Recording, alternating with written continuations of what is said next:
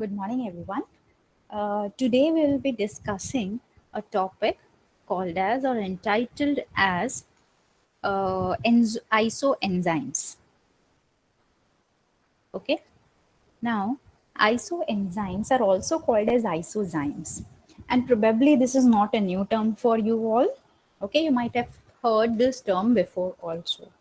So, if at all I ask you, what is the definition or what do you mean by isoenzyme, probably the most common answer that I would expect from all of you is that enzyme that differ in the structure but performs the same function. And that is why they are called as isomers, because they perform same function. Okay, so they might be slightly different in their structure, in their formula, molecular chemical formula, but they have a similar function to perform. Okay, so today let me make you understand about this topic a little more. Okay, and we will have an example associated to this topic to discuss. Okay, so isoenzymes is, let me first tell that isoenzymes is just not a enzyme that differs in the structure, but it differs in its chemical properties too. Okay, now, chemical property is something that can be associated to structure, and that is why difference in the structure is creating a difference in the chemical property. Now, when I say chemical properties, you would think, what kind of chemical properties? So it could be oxidation, reduction, basically the chemical reaction that these enzymes are indulged into. Okay, followed by they can also be different in their electrophoretic mobility. What is electrophoretic mobility? When you add or when you load these enzymes into a gel and apply current, put them in an electric field, the movement that they achieve, the pattern of the movement that is displayed by these enzymes is called as electrophoretic mobility. Okay, so if at all you have difference in the structure, you would have a difference in the run also. Fine. Why? Because we have already learned basics of electrophoresis, that the difference in the structure can create a difference in the mobility. So no doubt that the difference, whatever we are talking about in context to this isoenzymes, they are all related to structures only. They are all attributed to structures. Okay, but let me tell you all the factors which rely on the structure and hence they are different. Okay, so first we have already seen chemical properties, electrophoresis, immunological properties. Immunological properties are if at all this isoenzymes is injected into some animals, whether they can be immunogenic in nature or not. Okay, so sometimes you have enzymes that are isoenzymes. Okay, one form of isoenzymes can be less immunogenic and the other one could be more immunogenic. Yes, so this difference can be attributed to the difference in their structure and hence they are less or more, okay, immunogenic in nature. Fine. The next thing is in what way are they different? Next is Km value. Okay, now what is Km value? That we will see little later because that is a huge concept to be discussed. But for now, I would just explain you. I'll just tell you what is Km. Km is Michaelis-Menten's constant. K stands for constant and M stands for two people who have given kinetics for enzyme reaction. Michaelis-Menten. Okay, so this is Michaelis-Menten constant. But for now, you would think of what is Km. But for now, what I would suggest is just remember one thing, that this Km is associated to affinity of the enzyme towards substrate. This Km, I repeat that this Km is associated to affinity of enzyme towards substrate. Okay, matlab you have, if the Km value is less, then the affinity of enzyme towards substrate is high. They are inversely proportional to each other. Likewise, if Km is Km is high, the affinity of the enzyme towards substrate goes low. So Km is high, affinity is low. Km is low, affinity is high overall, right? So they are associated to affinity of enzymes towards substrate. Okay, so keep this thing in mind. Whenever I say Km, you will always remember K has something to do with the affinity. So just keep in the mind the formula K is inversely proportional to affinity. Then Vmax. Vmax is maximum velocity or rate of reaction. Yes, maximum velocity or rate of reaction of a particular enzyme when it meets its substrate. Okay, so now in this case, because the structure is different, you can also have variation in the rate of reaction. You can also have variation in the rate of reaction. All right, so this can also change. Next is a different isoenzyme or one form of isoenzyme can have a slight difference in their optimum pH, can have very degree of denaturation. Okay, now this degree of denaturation is not going to be varying at a very broad scale. Yeah, like if one is one particular temperature, it is not going to get deviated by 10 degrees Celsius or so. It is slightly, it is marginal. Okay, but it is not exact. The values are not identical is what I mean to say. And one more thing is susceptibility to inhibitors. What is susceptibility to inhibitors? You have inhibition being brought about by inhibitors. One form of enzyme can be more susceptible in nature, and the others can be less susceptible.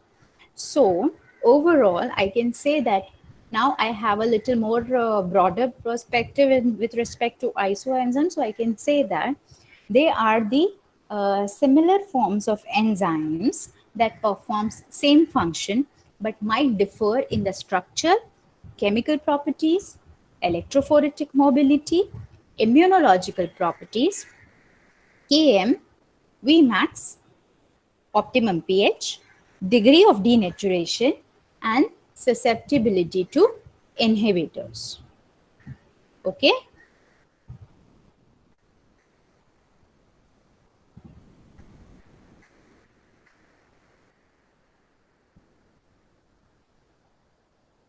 And next, now once we have done this definition, the next thing that should come to our mind is existence due to can be because of few reasons. Okay, now this existence, like if you have certain enzymes who are supposed to be playing same function, why are they having difference in the structure, and what is, like, how come they have difference in their structure, what is the relevance of that? Okay, so first thing is there are few things that we have to keep in mind, that these are the possible things, possible explanation why a isoenzyme can have difference in the structure though performing same function. First is, might be they are synthesized from different gene. Okay, for example, gene 1 is responsible to make isoenzyme 1. Gene 2 is responsible for making isoenzyme 2, where isoenzyme or one form, first and the second forms, okay, they are isomeric in nature, but they have been coded by a different set of gene, and that is why they have difference in the structure. Okay, because they've been synthesized by different gene. Example is malate dehydrogenase, and there are plenty of them. Okay, so malate dehydrogenase, these are the enzymes which is present in cytosol also and in mitochondria also. Now, because they have difference in the place where they reside and also difference in the gene which has encoded them, the structure remains different. Okay, but again, the overall structure is not totally different. They are marginally different. Okay, then oligomeric enzymes may have more than one type of subunit. Example is lactate dehydrogenase. which means that lactate dehydrogenase, okay, can be present in many subunit types. Okay, they can be present in many subunit types, and this subunit might change. Like for example, if one form of enzyme is made up of three subunit A, B, C, okay, this is one form.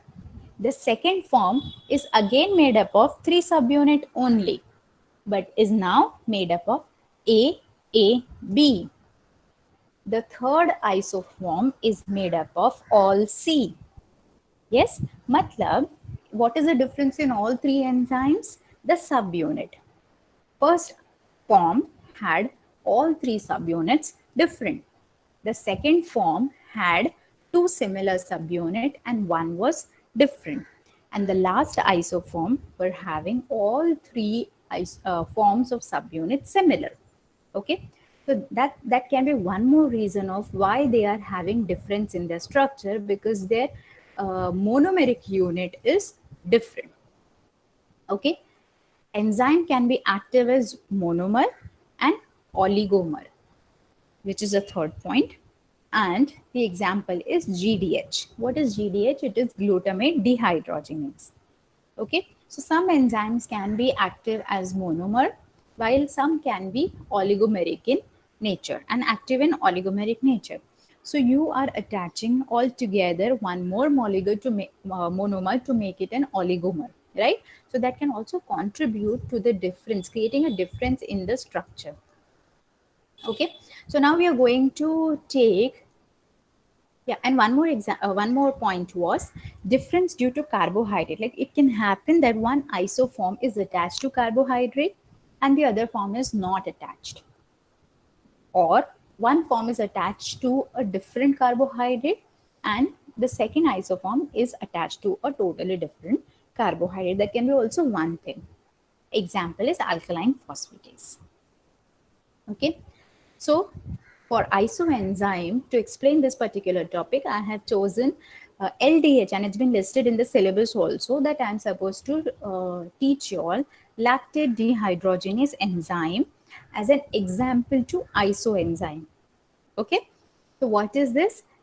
LDH, lactate dehydrogenase is been abbreviated as LDH. So henceforth, I'll be using only LDH to explain lactate dehydrogenase. Okay, so now if I elaborate LDH, it stands for L-lactate NAD oxidoreductase. Okay, and the commission number is 1.1.1.2. So now you can go back and recall that what was this enzyme commission number, and maybe today itself you can check whether these numbers are matching to what we had discussed in the first class. Coming to the function of the enzyme. Okay, the function of the enzyme is it converts, or it is rather responsible for interconversion of lactate to pyruvate. Interconversion is that it can go from lactate to pyruvate, and it can also follow the backward reaction, which is pyruvate to lactate, right? So now, if you remember, I had mentioned that oxidoreductases are enzymes that will always rely on coenzymes. So now we can see that we have coenzymes also. Okay, so this is my lactate, this is pyruvate, and NAD and NADH. These are all participants of the reaction. Also, I can ask you questions like, this lactate is present in which form and pyruvate is present in which form. So this can be a little confusing. So the shortcut is to focus on NAD. Here NAD is oxidized, so lactate will be reduced, and hence movement of lactate or conversion of lactate to pyruvate is an oxidation reaction, because this is already reduced. Lactate is reduced, so when it is getting converted to pyruvate, it is definitely undergoing oxidation. Okay, so we've understood now what is the function of lactate dehydrogenase, but our concern here is to take this as an example of isoenzymes. So let me first introduce all isoenzymes that is, LDH display. LDH1, LDH2, LDH3, LDH4, LDH5. These are 5 isoforms, okay, of lactate dehydrogenase. The function remains the same as we have discussed, but now we will see that why they're classified as isoenzymes or isozymes, and how the structures and other chemical properties are different. Okay, so here can you see these subunits? It is something listed as HM, HM, HM, right? So what do you mean by this H subunits? Why M, and why sometimes in between they are in combinations? Okay, so let me first tell you that LDH1, okay, this is an enzyme that is found in heart. Okay, and the subunit that they bear is having 4 subunits. It's a tetramer. Okay, so the subunit that is found in the enzyme that is found in heart and is made up of 4 subunits is the subunits in them is called as H subunit. Okay, so it is made up of 4 H subunit. Why H? Because they are found in heart. So H for heart, H for H4 subunits. Okay. Likewise, we consider directly LDH5. Now, LDH5 are found in skeletal muscles. LDH5, I repeat, is found in skeletal muscles. Okay, so that's why the subunit in them is called as M subunit. M stands for muscle. But one thing that is common is this 4. They are tetramer again. Okay, now why they've been labeled as M is because these subunits have difference in their structure when compared to these subunits. So they are different from each other. So I cannot write M as H or H as M. They are not equal. So there was a need of giving a new letter to the subunits, and that's why, because it was being derived by muscles, it was given M4. Okay, so remember LDH1 is made up of 4 H subunits and LDH5 is made up of 4 M subunits. Okay, now when I come down to LDH2, okay, LDH2 is now again made up of 4 subunits, but now it's a combination of these subunits. What was being seen that 3 out of 4 subunits are matching to what is found in heart. So they have H3 subunit, and 1 is very similar in the structure that is found in M subunit. So altogether I can say that LDH2 is made up of 3 H subunit and 1 M subunit. Okay. Likewise, if I go on to LDH3, it is made up of 2 H subunit and 2 M subunit, equal. Okay. LDH4 is made up of 1 H subunit and 3 M subunit. So you can see that as you are proceeding from LDH1 to LDH5, the H content or H subunit number is reducing and M number is increasing. That way you can remember it. Okay, so altogether to everything I can say that all LDH5, they have same numbers of monomers, which is equal to 4. Okay, and all these isoenzymes have similar function to perform every time. Okay, why there is a difference in the structure? Because there was a difference in the subunit number that they are having, and we can see that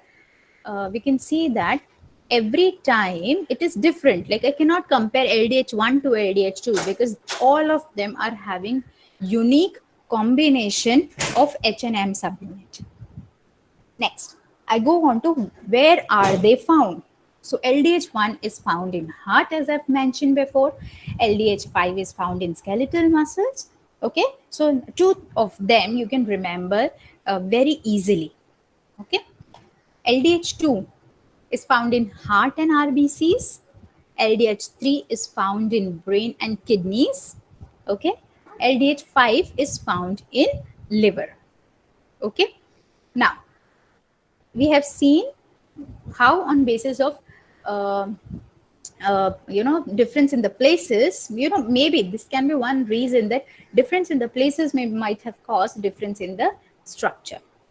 Now we have also mentioned before during explaining the explanation of definition that it might it has a difference in the electrophoretic mobility. So this is talking about mobility. Okay, so here I have mentioned that LDH1 is fastest. Matlab, it will reach the cathode very quickly. It will be ahead of everyone. And then LDH5 is slowest. Okay, but I don't like to remember it as it is. We will have some explanation added to that. Okay, so first we have to remember that H subunits are more negative in nature. Okay, and M subunits are more positive in nature. What we will remember is, once again I'll tell you, H equals to negative, M equals to positive. What is this negative and positive? They are charges that is present on these subunits. Okay, so now if I place LDH1, they are having they are having more negativity. They're having more negative charges as compared to any other isoforms. Okay, so when they are loaded into gel, what the macromolecule has to do is move towards anode. Anode is the positive electrode, right? So now because they are negative in nature, they would run very fast towards anode because of the attraction. Okay, attraction of the charges. That's why the electrophoretic mobility of LDH1 is fastest. Now we can remember that as H decreases, the negativity decreases, the negative charge on them decreases, and as M increases, the positive charge on them increases. Okay, just a moment.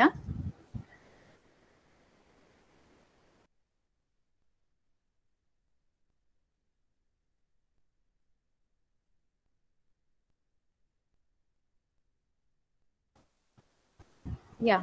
So as we move from LDH1 to LDH5, H decreases, M increases, and likewise negative charges decreases and positive charges increases. Okay.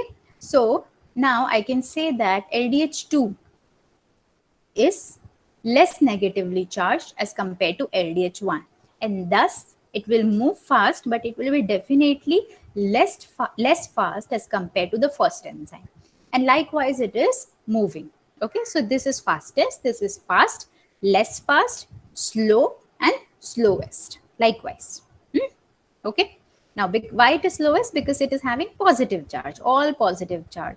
So definitely a positive enzyme will not move towards a positive electrode, or it will face lot of repulsion when it is moving, forcefully being moved towards a anode, which is positive electrode. Okay, the next thing is heat lability. Heat lability is how much susceptible they are to heat. Okay, so I must say that LDH1 is resistant, it is not labile. LDH2 not labile. This is partially, and LDH4 and LDH5 is, yes, they are vulnerable to the heat treatment. Okay, so they are also differing in this particular property. Now last one is Km. So from the background, or what we have discussed little while ago, Km is something that is related, it's a constant that is related to affinity of the enzyme towards the substrate. I also told you that in coming lectures, I'm going to explain you in detail about Km. So for now, Km is high. Okay, Km is high. That means LDH1. Okay, LDH1. Please focus on this aspect. Okay, it has a reasoning behind it, which can be asked as justification. Okay, so as I said, Km is high, so affinity will be definitely low. For which enzyme? LDH1. Likewise, here LDH5 has low Km value.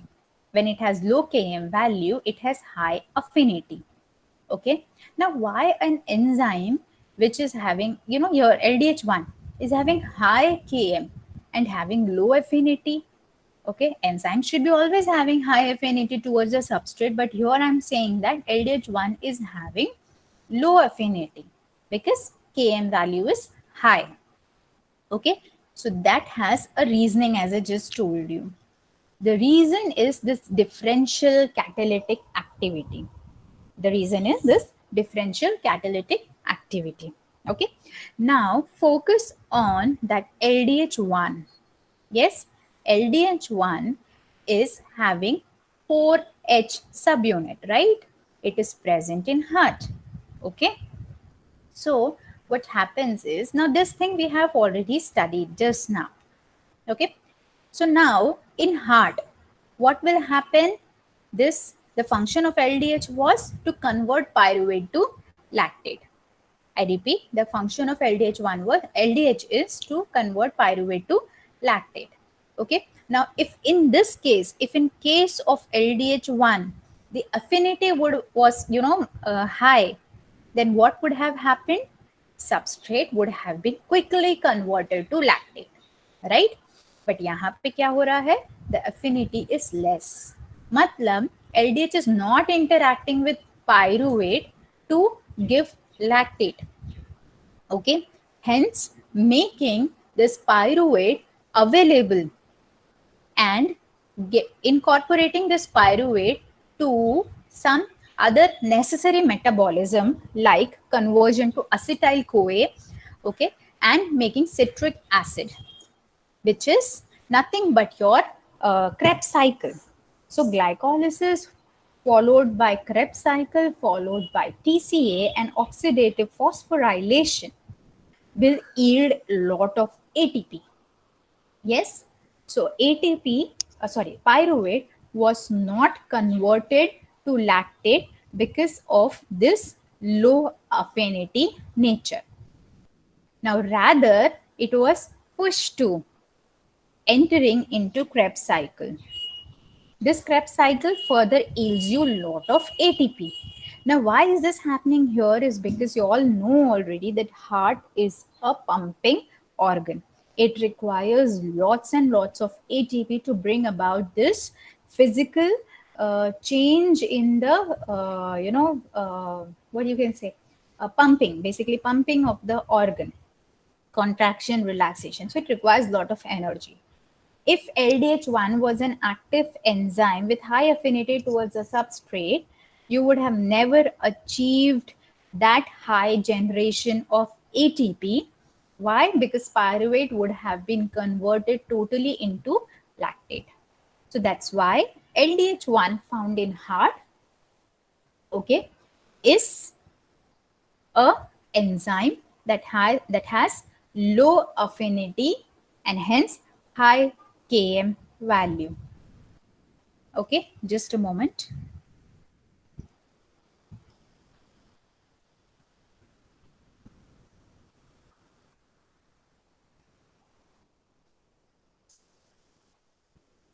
Then next is, Excuse me, ma'am. yeah, bolo. Ma'am, can you please explain the differential catalytic activity once again? See, what is differential catalytic activity?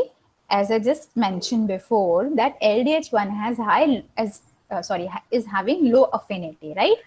Now, when why they should have low affinity and why an enzyme should not touch its substrate? Right, क्योंकि हर एक enzyme का तो substrate से affinity ज्यादा ही होना चाहिए, was the question. Okay, तो why is that happening is being explained by differential catalytic activity, because here the need is different. Now just imagine that LDH1 is a enzyme that has high catalytic activity. उसका low है, but हम यहाँ पे presume कर रहे हैं that it is having high activity. If it is having high affinity, then what would happen? Pyruvate would get converted to lactate. That's all, which is a normal function of any LDH enzyme, right? But now because this LDH1 is having low affinity, तो वो pyruvate को convert ही नहीं करेगा lactate में, rather it will set pyruvate free, yeah, because affinity is less. Now to some other enzyme the affinity of pyruvate is more, in heart. Okay, so there pyruvate is converted to acetyl CoA and is pushed in Krebs cycle, followed by oxidative phosphorylation, which is responsible for generating of lot of ATP. Okay, now this is purposely done. Purposely you have a existence of an LDH enzyme here which should have lesser affinity towards the substrate. Why? Because here the purpose is to make a lot of ATP, which will ensure the pumping activity of the enzyme, of the heart, of the organ, right? Because it requires a lot of energy for the heart to do this contraction and relaxation, and that too in a very synchronized manner. Okay, so this activity, this low affinity of LDH1 is sparing pyruvate for ATP generation, and hence LDH1 has low affinity. So ऐसा नहीं है that this enzyme is a waste, okay, or this enzyme has no significance because it is having low affinity. Okay, its low affinity also has a reason and importance to it. Understood? Yes, ma'am. Okay. On the other hand, now when we go to LDH5, okay, so LDH5 had highest affinity to the substrate. Yes, and where is LDH5 found? It is found in skeletal muscles. Okay, now skeletal muscles, may we all know that the respiration that happens is anaerobic respiration. Okay, and what is anaerobic respiration? Conversion of pyruvate to lactate. Here, so I want minimum inhibition to be there. Yes, no inhibition for formation of lactate.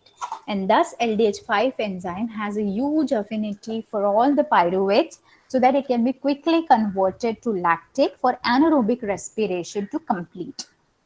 Okay. So these activities of enzymes, I mean all isoenzymes, are well suited for aerobic and anaerobic conditions. Okay, so that is why they are having this difference, and this can be probably asked as a short question to you all. Now there's one more thing which is of great importance is diagnostics.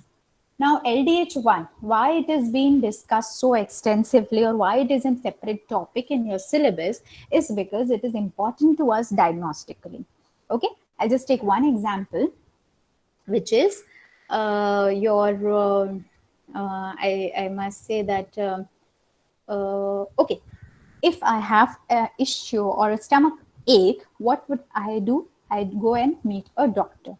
Okay, so doctor, if doctor will suspect that there is some issue which he is already aware of, and then he would recommend me some medicines. If I go back with the same complaint, okay, what probably he would ask me to is go for a path lab analysis, which is blood test, okay, or maybe some ultrasound test if at all he suspects some problem with my organ. Okay, if I go for some blood test, okay, so there are many blood tests which is available. Okay, like complete blood count, you might have done also complete blood count, renal function test, liver function test, right? So now when your RBCs goes down, your WBCs goes down, okay, so what do is you take out this in order to confirm it, you take out blood counting, you do differential counting, and then you will get to know that what component has increased or decreased. Likewise, I mean, by using these things, you get to know whether you're suffering from some viral infections or not. Okay, you must be already aware of that. Sometimes if you get some viral infection, people look at your WBC numbers. They might have increased, decreased, reflecting that something has gone wrong inside you. Okay, but suppose a person is suffering from some renal disorders. Renal is kidney.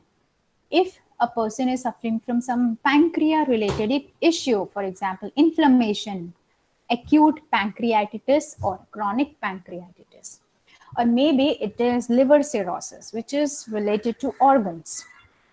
Okay, what would you do now in order to detect whether the organ, there's some issue with the organ? Would you like to remove the organ of the individual and then check what has gone wrong? No, we can't do that. Okay, so how can we come to know whether a person is suffering from these kind of organ related issues?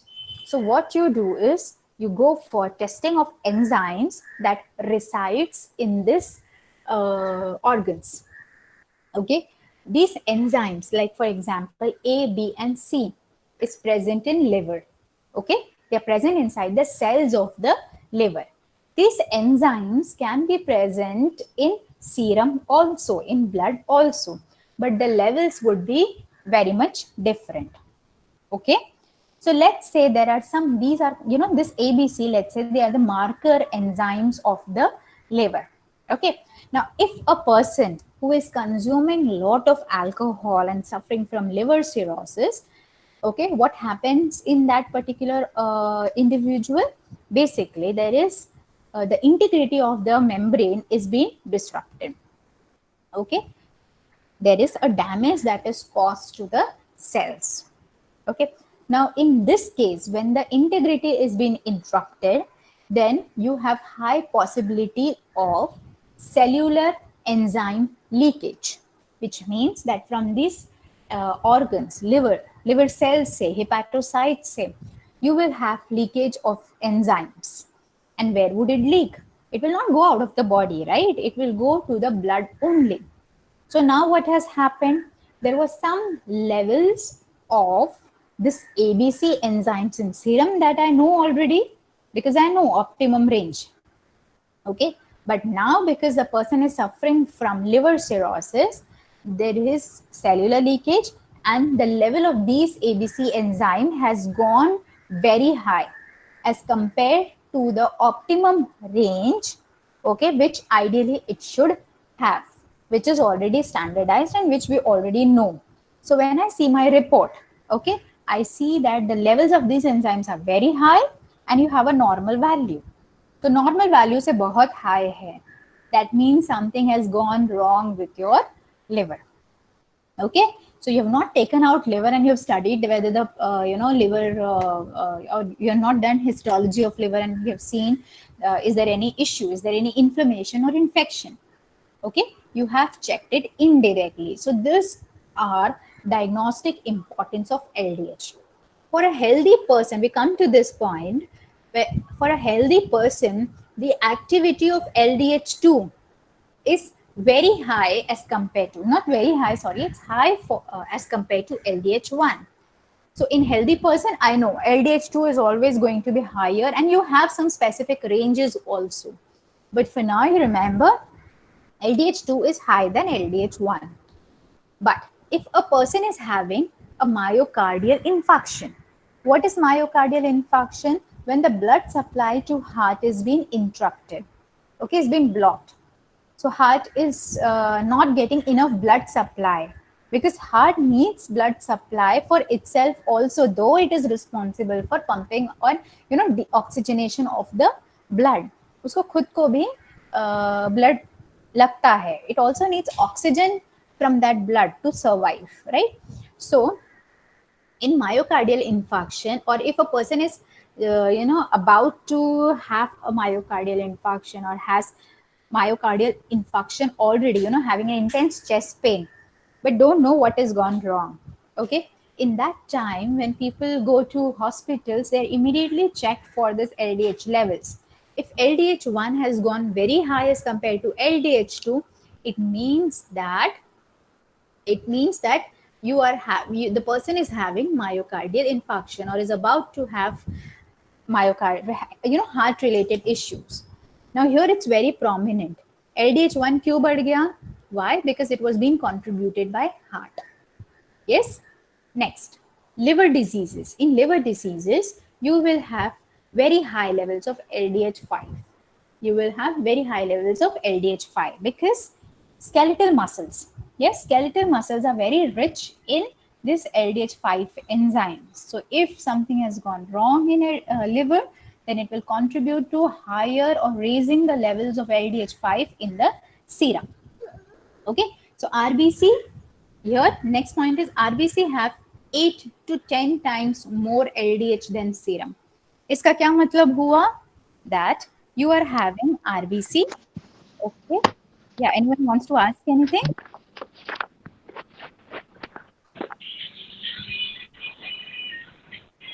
Okay, I'll continue. So I was talking about RBCs. Whenever a person is taking an injection, okay, or chemotherapy, let's say in a cancer patient, the first cells in your body who is receiving this chemotherapy or suffering the shock of chemotherapy is your RBCs. Okay, so at that point of time, hemolysis might happen. Okay, so hemolysis, if it is happening, that can be indicated. If extensive hemolysis is happening inside the body of an organism, it is not good for them. Okay, so that hemolysis can be detected by increased LDH levels in the serum. Why? Because from RBCs are bursting out. And hemolysis is slices of RBCs. ये lyse होके then the internal LDH content is being contributed to serum. So serum LDH level goes high. Okay, and then finally I would tell you what is Km. Km is again from now you'll not remember, you'll not get anything, but just to tell you the definition, Km is constant, as I told you, which is expressed as substrate concentration m per liter. Okay, which is in this expressed in this unit to produce half of the velocity in an enzyme catalyzed reaction, to produce half of the maximum velocity, okay, in enzyme catalyzed reaction. So for now, just remember this. When we will be doing kinetics, I'll be explaining you more about Km. So what we have discussed today, we have discussed about what is isoenzymes. Okay, they are similar in function, but how are they different in their structure and associated other factors? Then why there is a possible existence? What are the reasons of possible existence of these isoenzymes? One example, we have explained the differences. I have explained you the differences on basis of these basis on these factors. Then justifying the differential catalytic activity, and very importantly, diagnostic relevance, diagnostic significance of these enzymes. Okay. Yes, ma'am.